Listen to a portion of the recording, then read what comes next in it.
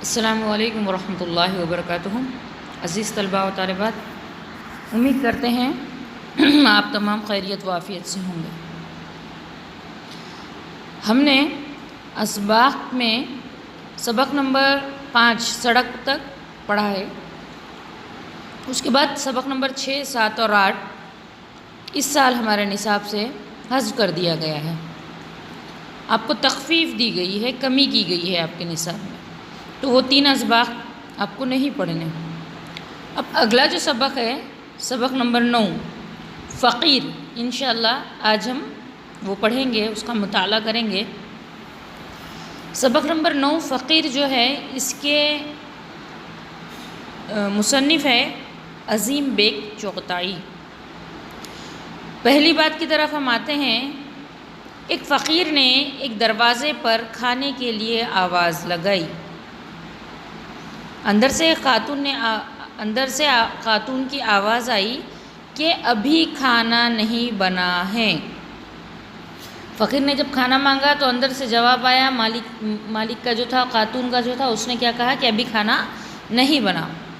فقیر برجستہ بولا، آپ میرا موبائل نمبر نوٹ کر لیجئے اور کھانا بنتے ہی مجھے مس کال دے دیجئے، میں حاضر ہو جاؤں گا۔ دیکھیے، آج جدید ٹیکنالوجی کے دور میں ہر شخص اپنے کاروبار کے لیے نئے طریقے اختیار کر رہا ہے۔ ان میں وہ تندرست لوگ بھی شامل ہیں جنہوں نے بھیک مانگنے کو اپنا پیشہ بنا لیا۔ کئی موقعوں پر ڈانٹ پھٹکار سننے کے باوجود وہ اس قسم کی حرکت سے باز نہیں آتے۔ ذیل کے سبق میں ایسے ہی ایک فقیر کی سرگزشت بیان کی گئی ہے، آپ بیتی بیان کی گئی ہے۔ دیکھیے، پہلی بات کے ذریعے ہم نے یہ بات سمجھی، ہم نے یہ بات سیکھی کہ آج کل کے لوگ ایسے ہو چکے ہیں جو حقدار نہ ہوتے ہوئے، مستحق نہ ہوتے ہوئے بھی بھیک مانگتے ہیں، تندرست ہونے کے باوجود بھی لوگوں کے سامنے ہاتھ پھیلاتے ہیں، اور وہ اس چیز کو برا تصور نہیں کرتے، انہوں نے اپنا اس کو کاروبار بنا لیا ہے۔ اسی طرح یہ جو سبق ہے فقیر، اس میں بھی ایک فقیر کی داستان بیان کی گئی ہے، اس کے بارے میں معلومات دی گئی ہے۔ چلیے ہم اس کے نیچے آتے ہیں۔ جان پہچان ہے، اس کے نیچے جان پہچان کے خاکے میں ہم مصنف صاحب سے انشاءاللہ ان کا تعارف دیکھیں گے۔ ہم عظیم بیگ چغتائی 1895 میں جودھ پور راجستھان میں پیدا ہوئے۔ انہوں نے علی گڑھ مسلم یونیورسٹی سے BA اور LLB کیا۔ یہ 2 ڈگریاں انہوں نے علی گڑھ مسلم یونیورسٹی سے کی۔ جج کے عہدے سے ریٹائر ہوئے۔ وہ واقعات کا بیان ہلکے پھلکے مزاح کے ساتھ کرتے ہیں۔ ان کے مضامین ہوں مزاحیہ افسانے یا ناول، یہ خصوصیت ہر جگہ برقرار رہتی ہے۔ ہلکے پھلکے انداز میں یہ تھوڑا سا کامیڈی بھی کرتے ہیں۔ ان کے کردار ہمیشہ ایسی حرکتیں کرتے نظر آتے ہیں جن پہ بے ساختہ ہنسی آ جاتی ہے۔ جب کبھی ان کے افسانے پڑھے، ناول یا مضامین، تو جو پڑھنے والا قاری ہوتا ہے وہ پڑھ کر ہنس دیتا ہے، مسکرا دیتا ہے۔ انہوں نے بہت زیادہ لکھا، چھوٹی بڑی 35 سے زائد تصانیف میں سے کولتار خانم، شریر بیوی، جنت کا بھوت، مرزا جنگی اور روح ظرافت زیادہ مقبول ہوئی۔ یہاں پر ان کے کچھ تصانیف کے نام دیے گئے ہیں۔ ویسے تو انہوں نے بہت کچھ لکھا، مگر کچھ زیادہ مقبول ہوئی، بہت زیادہ پڑھی گئی۔ مزاح نگاری کے علاوہ قرآن اور پردہ، حدیث اور پردہ جیسی مذہبی اور سنجیدہ کتابیں بھی ان کی یادگار ہیں۔ یعنی صرف انہوں نے مزاح نگاری ہی نہیں کی، انہوں نے صرف ہنسی مذاق کی ہی کتابیں نہیں لکھے، یا صرف افسانے یا ناول بھی نہیں لکھے، بلکہ انہوں نے کچھ مذہبی بھی کتابیں لکھی ہیں۔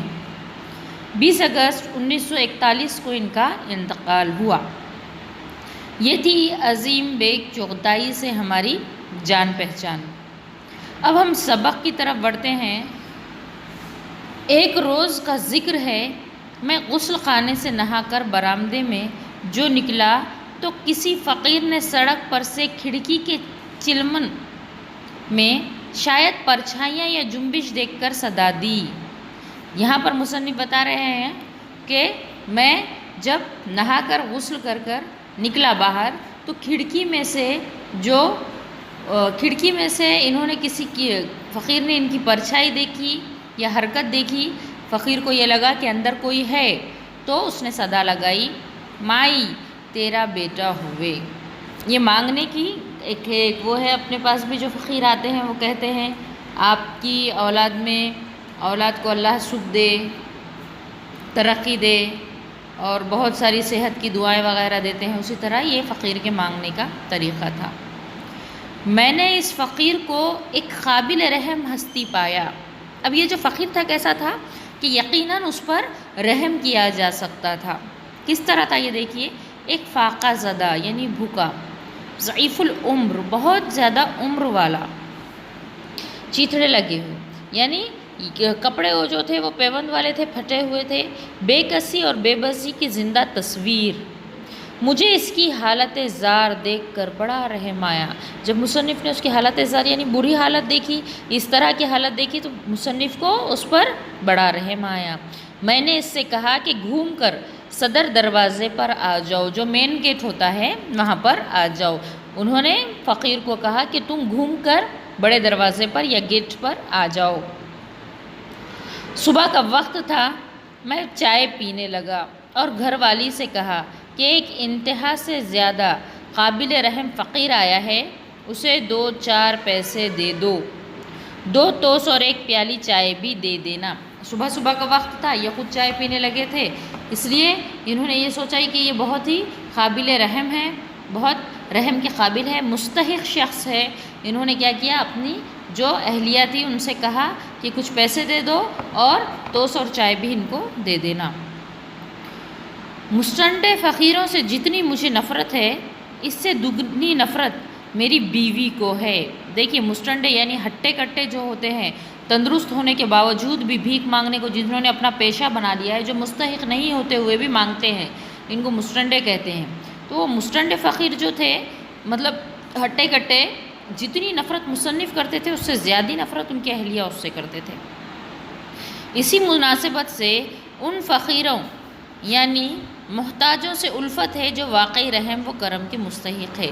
یعنی مستنڈوں سے نفرت تھی، اس لیے جو ضعیف العمر تھے، جو واقعتاً مستحق تھے، قابل رحم تھے، ان پر ان لوگوں کو بہت ترس آتا تھا، یہ بہت ان سے الفت و محبت رکھتے تھے، ہمدردی رکھتے تھے۔ خانم نے فقیر کا نام سن کر جلدی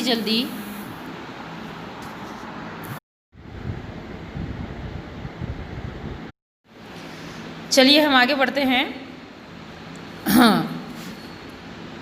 خانم نے فقیر کا نام سن کر جلدی توسوں کو انگٹی پر سینکا، ایک پیالی میں بہت سا دودھ ڈال کر چائے بنائی اور سینی میں 4 پیسے رکھ کر لڑکے سے کہا فقیر کو برآمدے میں بٹھا کر کھلا دیں۔